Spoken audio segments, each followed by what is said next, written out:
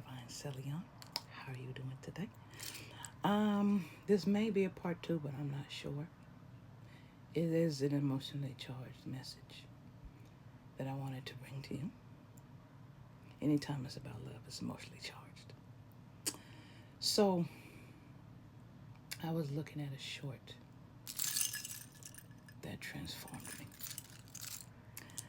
Miss Eartha Kitt, who I honor so much, gave a definition on love and respect that I didn't think about because I wasn't at that stage yet. It's funny, we only think about things at the stage we're at, right? Okay, well, the reporter was asking her that in a relationship, shouldn't you compromise? And she laughed. And she said, compromise what? She said, stupid man. That's the way we love it. Compromise what? Right? She was trying to get him to say it. And they were talking. She said, what is there to compromise? And he said, well, when two people come together, don't they come together to be one? And she was like, falling in love is a beautiful thing. Absolutely. But I don't understand where's the compromise. And he says, well, does Eartha fall in love? Or does Eartha fall in love with herself? She thought for a moment. And she said, yes. I fall in love with myself. She said, if you want to look at it analytically, yes. I want someone to share me with. I fall in love with me, and I want to share me with someone else who would love me too, without compromise. I thought about that. That is partly what's going on between the sexes. And I was thinking, this is why they couldn't stand Miss Eartha Kitt. And they couldn't control her. Because of the love of herself. That you don't compromise. We grew up relationships being 50-50. And of course it made sense at the time. That's because that other 50% was compromise. You don't ever compromise you. You don't ever compromise your standards. You don't ever compromise your worth. Ever. Don't matter who you is, where you fall in the relationship, whether in the middle, on the sides, it don't matter. And I thought about that. And I said, that's power. That's power. To come 100% yourself, authentically. This is what you get. You like it or you don't. I don't care. My love, my loves. That is how you gotta show up. 100%. That other person deserves 100%. You deserve 100%. Do you understand me? Now let's zoom out into everyday world and society and what you face. You are facing people who are half cocked, who are half full, who were poured into since they were young other people's ideologies, and they never shed other people's ideologies, or they shed some to fit where they're going and what they're matching in the time. Because when you're a child, you have to compromise. You have no choice because you're learning, right? But a lot of us at this time don't realize that we've been learning for the last 40-some, 30-some to 40 years until this cosmic shift came around. Closed it out and said, okay, now it's time to do. You've learned. Now it's time to do. Now for some of you, your learning is still researching. And I found that out for me last night. Researching the truth. Okay?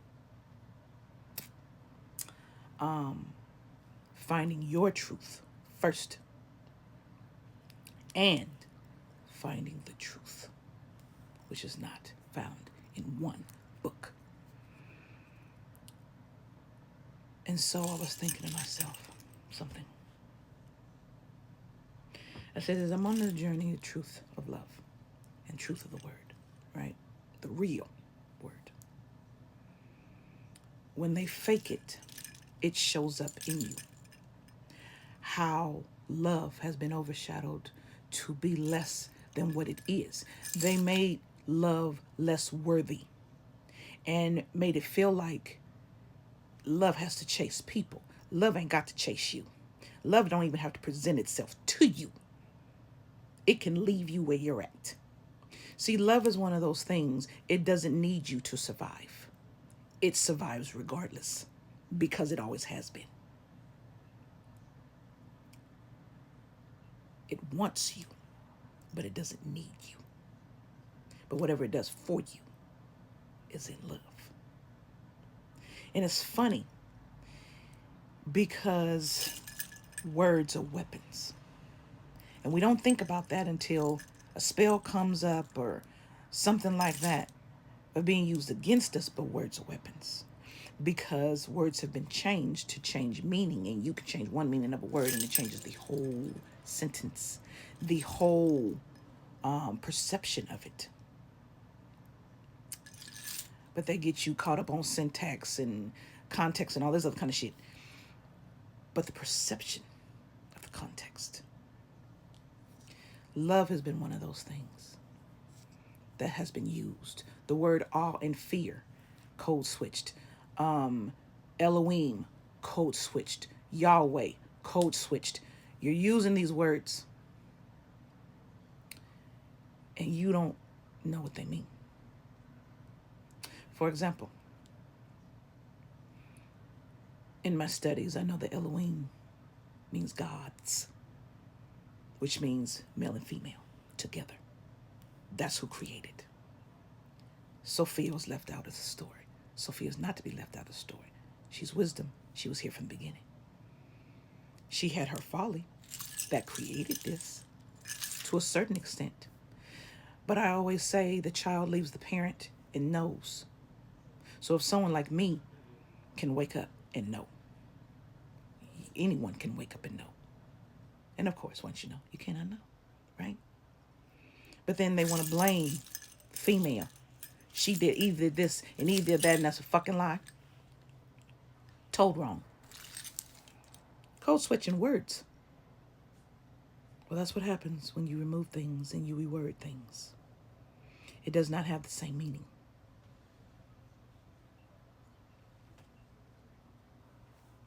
You don't compromise on love. You don't make it less worthy for you. And you don't ever compromise it to have someone else. I don't care how much you want somebody if they don't see your worth 100%. They got to go. They're not for you.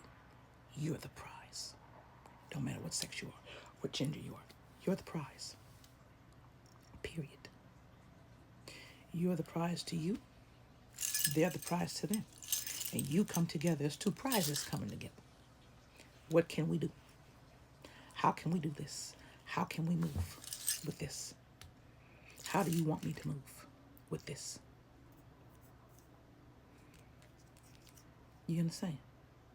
You don't find someone and automatically and then say, well, love is blind. So no, love ain't blind. Love makes you blind because you take it and you don't know who you are. So it's so overpowering that you can't see the truth for what you want. It ain't that love is blind. No.